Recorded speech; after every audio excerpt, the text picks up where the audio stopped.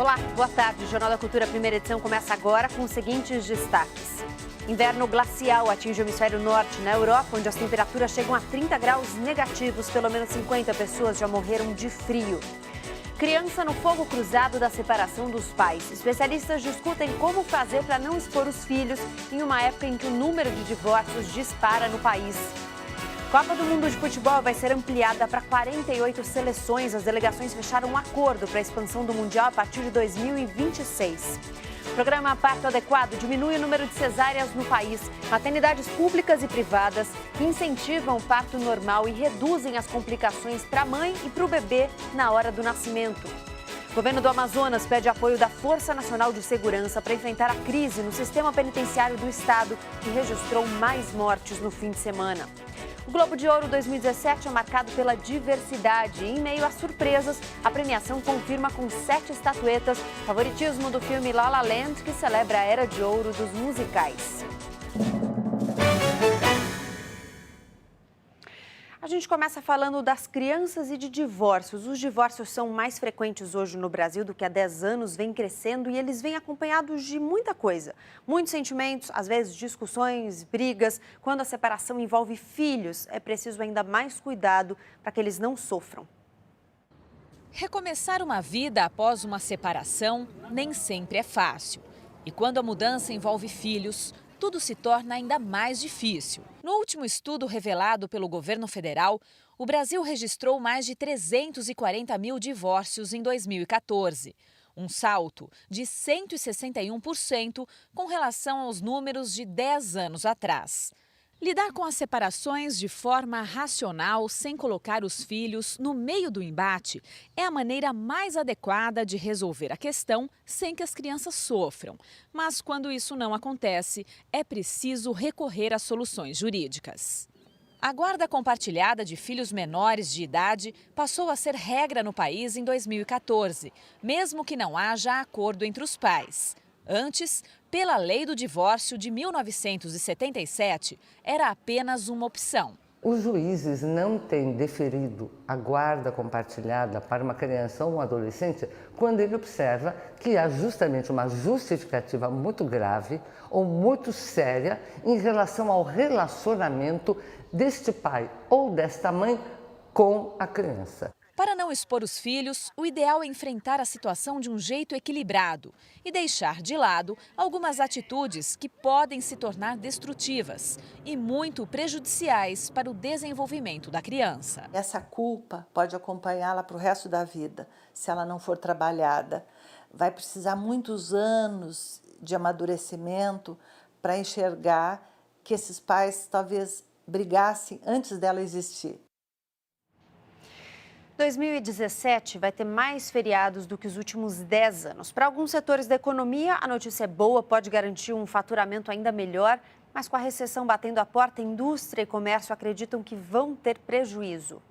Para a Alessandra, feriadão no meio da semana é sinônimo de viagem, curtição, aproveitar, descanso, conhecer lugares novos, entendeu? Por isso ela já está cotando alguns pacotes. Mas, para Ana Carla, os 100% de hora extra falam mais alto. Porque já está difícil trabalhando. Esse tanto de feriado que tem para esse ano vai acabar prejudicando tanto no faturamento da empresa e assim o nosso retorno também como funcionário. 2017 vai fazer a alegria de uns e trazer tristeza para outros. É que quase todos os 9 feriados nacionais e 5 pontos facultativos caem durante a semana neste ano. Um recorde de fins de semana prolongados da última década. Essas pausas representam uma perda de quase 67 bilhões de reais na indústria. Já o varejo vai deixar de ganhar 10 bilhões de reais, o que representa o lucro de 2 dias de vendas. No momento que você tem a recessão econômica, não adianta nada você querer, por exemplo, tirar umas férias ou querer tirar uma emenda se você não está desempregado, se você não tem a renda necessária. Então, É importante que haja esse aumento de produtividade, tanto no varejo, tanto na economia geral, para que as pessoas tenham renda para usufruir da melhor forma. Parte desse montante deve ser desviada para serviços e turismo. Esta agência estima um crescimento de 10% no ano. Para quem até tem tempo disponível para viajar, mas está com o dinheiro curto, vai uma dica para tentar aproveitar os feriados de 2017. O grande segredo, na verdade, é a compra com antecedência, né? Como a gente falou, a gente tem 10 feriados durante todo o ano. Então, ou seja, se alguém planejar comprar durante o feriado, que compre com antecedência, se deixar para a última hora, realmente vai pagar mais caro. Caminhar 30 minutos por dia, a melhor maneira de prevenir doenças, manter a saúde em dia, mas olha, são poucos os brasileiros que seguem essa recomendação da Organização Mundial da Saúde. Como é difícil começar alguma atividade, né? Falta tempo, coragem, espaço para se exercitar. O que não falta é desculpa. 46% dos brasileiros não praticam nenhuma atividade física, segundo o último levantamento do Ministério do Esporte. Mas quem está disposto vai descobrir oportunidades, como o projeto Sesc Verão, que oferece mais de 2.000 atividades abertas ao público. Você pode também aproveitar caminhada, tem os parques na cidade, tem essa possibilidade agora da bicicleta, então tem muita possibilidade para começar a se movimentar aí para esse ano de 2017. E dá só uma olhada quem foi escolhido para incentivar o público. Vanderlei Cordeiro de Lima, medalhista olímpico em Atenas 2004 e o responsável por acender a pira olímpica na Olimpíada do Rio de Janeiro ano passado. E já que o Vanderlei está aí, por que não acompanhar um pouquinho da rotina de um corredor profissional? Alonga de um lado, alonga do outro, pula daqui e dali. E chegamos nas flexões.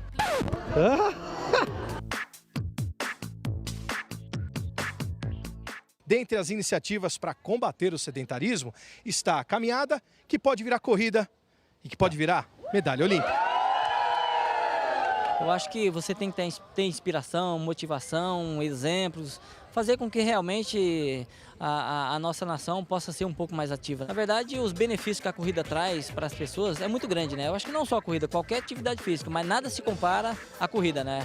A corrida realmente muda a vida das pessoas como um todo.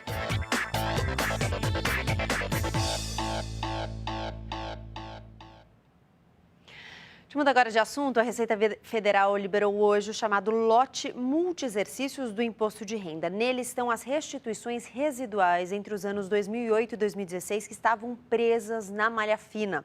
A repórter Evelyn Avancini tem as informações ao vivo de quem pode receber esse dinheiro e quando ele vai ser liberado. Não é isso, Evelyn? Boa tarde. Oi, Gabriela, boa tarde para você, boa tarde a todos. Neste lote estão incluídos mais de 170 mil contribuintes. E sobre isso eu converso agora com o doutor Raul Aidar, que é advogado tributarista. Boa tarde, doutor. Quem pode receber essa restituição? Todas as pessoas que apresentaram a declaração de imposto de renda nos últimos 5 anos e que ainda não receberam as suas restituições, porque elas ficaram represadas, em alguns casos por malha fina e em alguns outros casos simplesmente por problemas internos da própria Receita Federal. As pessoas que fizeram a declaração e que indicaram as respectivas contas bancárias para que os créditos lá fossem feitos, deverão verificar já na próxima semana se esses créditos foram feitos nas respectivas contas. A partir de quando serão pagas? Está previsto a partir da próxima segunda-feira, dia 16. O contribuinte deve, claro, esperar pelo menos 1 ou 2 dias após isso para verificar se entrou ou não no dinheiro. Caso não entrou, pode ter acontecido uma retenção na malha fina ou qualquer outro problema. Aí o contribuinte deve procurar a Receita Federal para verificar a razão pela qual a restituição não lhe foi feita. Ok, muito obrigada. A consulta poderá ser feita pelo site www.receita.fazenda.gov.br. Gabriela. Ok, Evelyn, obrigada pelas informações. A imagem ficou um pouquinho granulada, mas é porque esse sinal chega para a gente pela internet. Então, às vezes, como acontece no nosso celular, no nosso tablet, também acontece aqui. Mas deu para entender direitinho o recado, né? Muda agora de assunto. O Brasil é o país campeão em número de cesáreas no mundo, mas o projeto Parto Adequado, implantado há 1 ano, já conseguiu aumentar o número de partos normais no país. 26 maternidades públicas e privadas participam dessa iniciativa, que também resultou em queda nas complicações da saúde para as mães e para os bebês. Os pais de Mariana estão com as malas prontas para voltar para casa. Ela nasceu saudável há 3 dias. Foi o segundo parto normal de Luana. A recuperação é muito mais fácil, é bem melhor. Foram 12 horas de trabalho de parto compartilhadas com o Diogo. É o momento mais importante, né, de todo o período de gestação. O nascimento é muito importante, muito bonito de ver. Mas essa é uma escolha de poucos casais no Brasil. Nos últimos 8 anos, a taxa de cesáreas em hospitais particulares foi de 84%. Para mudar essa realidade, foi criado há pouco mais de um ano o programa Parto Adequado.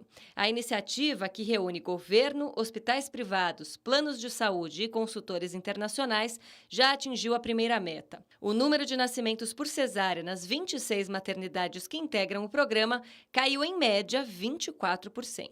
O Hospital Nipo-Brasileiro, que fica na zona norte de São Paulo, apresenta um dos melhores resultados. Metade das gestantes que aderiram ao programa tiveram seus filhos por parto normal. Os impactos positivos foram sentidos por toda a maternidade.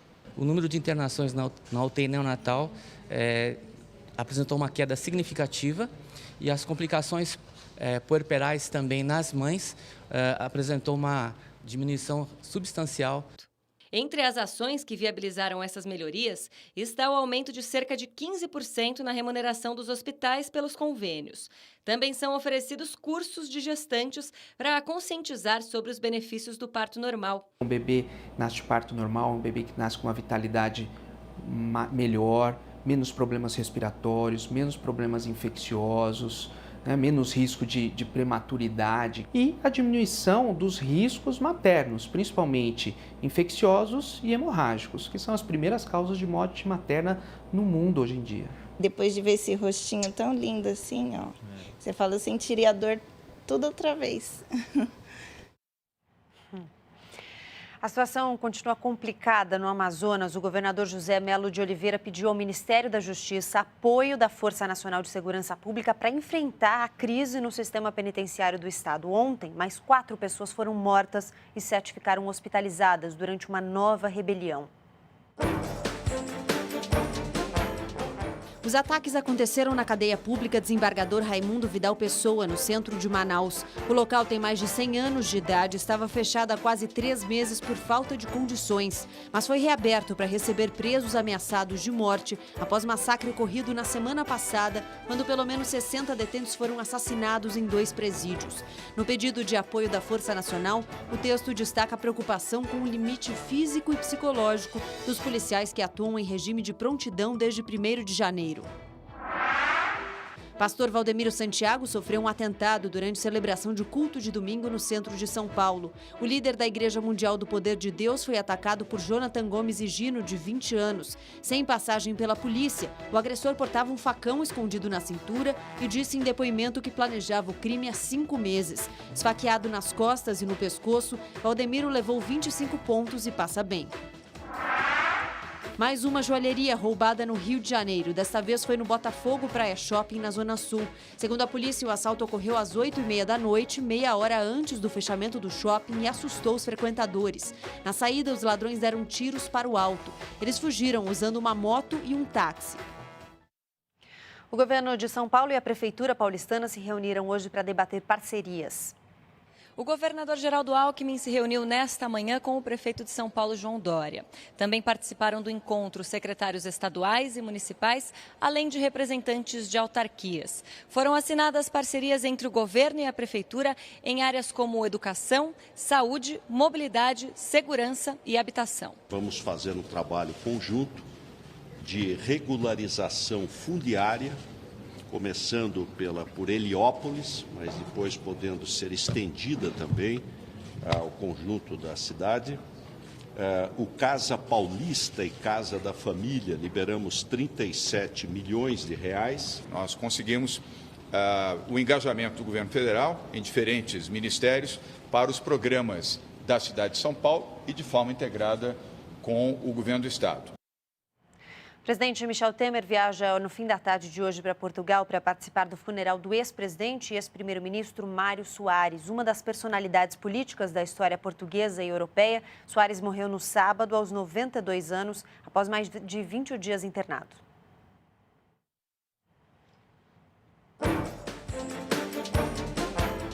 Às vésperas da Conferência de Paz para o Oriente Médio, que será realizada no próximo domingo em Paris, cresce a tensão entre israelenses. Não, a gente teve um probleminha, essa não é a reportagem sobre o ex-primeiro-ministro português Mário Soares, são as notícias internacionais que a gente traz logo depois do intervalo. Você vai ver que um inverno glacial atingiu a Europa, já deixou pelo menos 50 mortos por lá.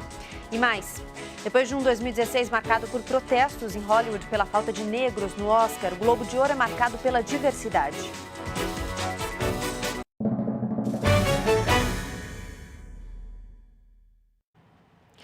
A gente volta com as notícias internacionais. Uma onda de frio leva um inverno glacial à Europa, deixa pelo menos 50 mortos. As baixas temperaturas agravam a crise migratória no continente. Imagina só, o frio atinge em cheio os imigrantes e os refugiados carentes de abrigo. A Polônia, onde os termômetros marcam 20 graus negativos, é um dos países mais atingidos. Em Moscou foi registrada a menor temperatura até agora, menos 30 graus. Tempestades de neve causaram problemas no transporte, cancelaram voos em várias partes do continente. Veja outras notícias internacionais. Às vésperas da Conferência de Paz para o Oriente Médio, que será realizada no próximo domingo em Paris, cresce a tensão entre israelenses e palestinos depois do atentado que matou 4 israelenses e feriu 15. O ataque aconteceu ontem em Jerusalém Oriental. Um caminhão avançou sobre soldados israelenses. O motorista do veículo foi morto a tiros. O grupo palestino Hamas assumiu a autoria do atentado. Em um comunicado, o porta-voz incentivou outras ações. Apoiadores do Hamas foram às ruas para protestar contra Israel.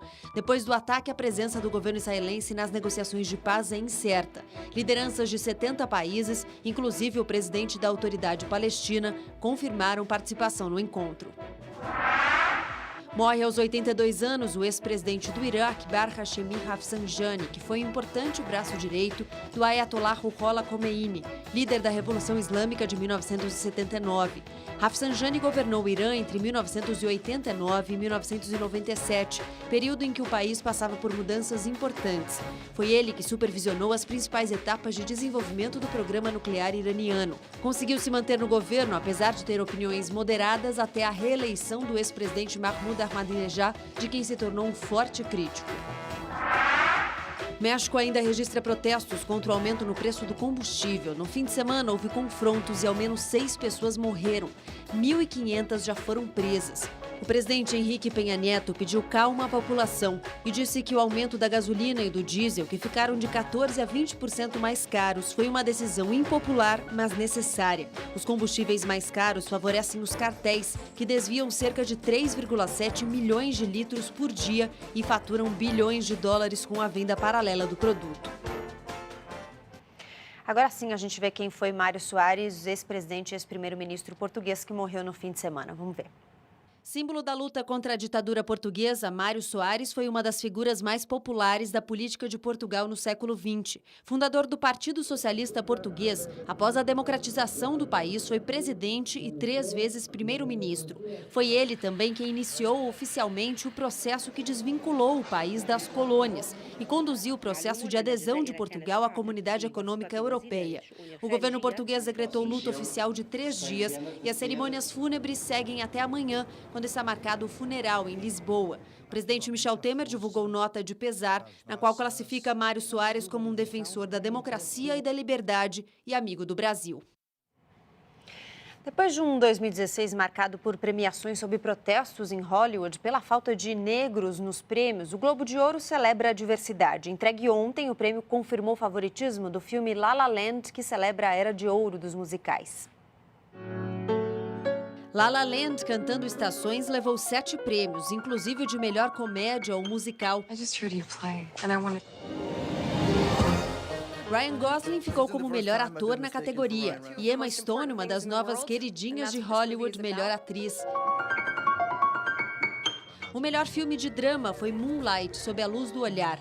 O longa tinha 6 indicações, mas só levou essa categoria. Big smiles.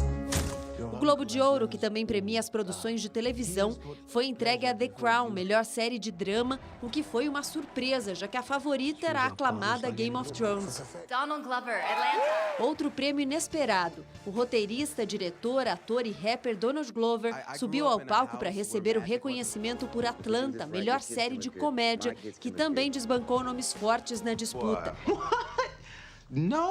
A atriz Viola Davis levou a estatueta de melhor atriz coadjuvante por sua atuação em Cercas. Recebeu o troféu emocionada. Foi ela quem entregou o prêmio para a homenageada da noite pelo conjunto da obra, a atriz Meryl Streep. Em um discurso emocionado, mas firme, ela fez críticas veladas ao presidente eleito Donald Trump e celebrou a presença de estrangeiros nos Estados Unidos. Lembrou, inclusive, o local de nascença de várias de suas colegas renomadas no cinema do país. Pois é, sem os estrangeiros por lá, inclusive o cinema americano perderia muito. Vamos à Hora do Esporte. Boa tarde, Cadu Cortez. Boa tarde. Já teve um pouquinho da... Tudo bem?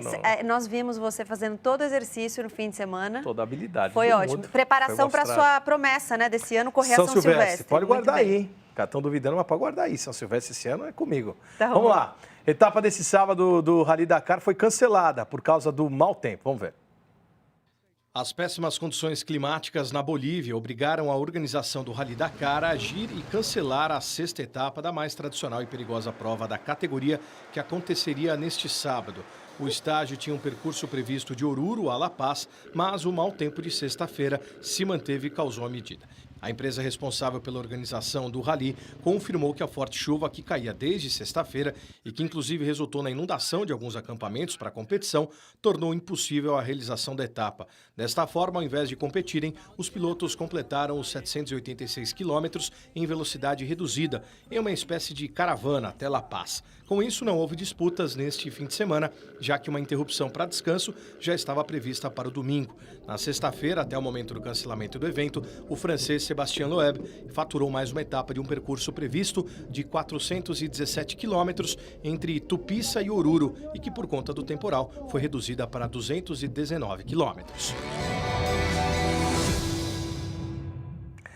E uma nova Copa do Mundo a partir de 2026. As delegações fecharam um acordo para a expansão do Mundial para 48 seleções. Vamos ver isso aí. A decisão vai ser confirmada na terça-feira em Zurique, abrindo caminho para uma explosão na renda da FIFA.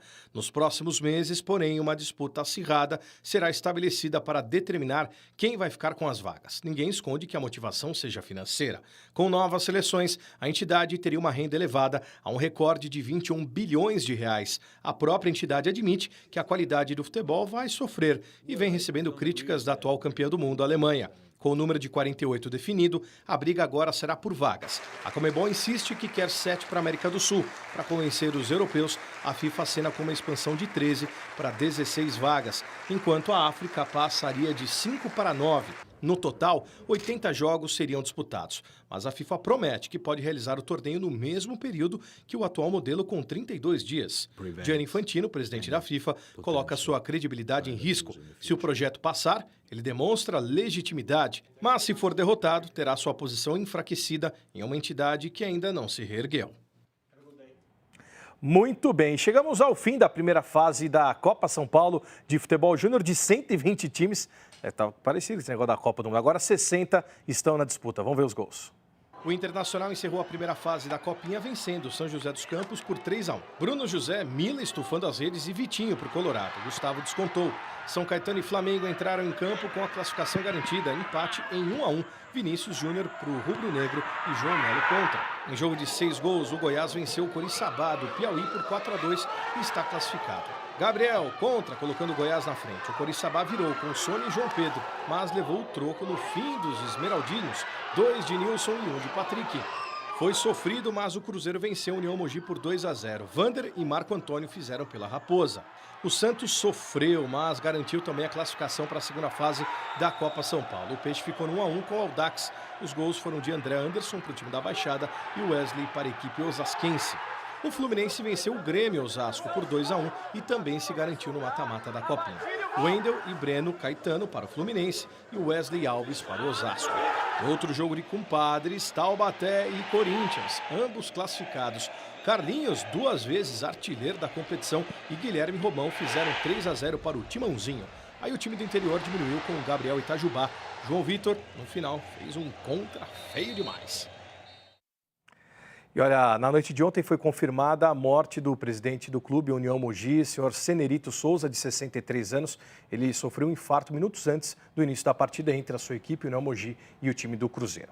Em relação aos jogos da segunda fase, que já começam hoje, destaque por um confronto bem interessante. São Paulo e Chapecoense. Pela primeira vez, o time catarinense passou de fase e, sem dúvida nenhuma, vai ter muita gente torcendo aí pela Chapé contra o São Paulo. Vamos ver. Com certeza. Valeu, Cadu. Valeu, Gabi. Até amanhã. Boa semana. Tchau. Jornal da Cultura, primeira edição, fica por aqui. Agora tem JC Debate, que hoje fala sobre o trânsito no Brasil. Uma ótima tarde para você. A gente volta amanhã ao meio-dia. Até lá. Tchau.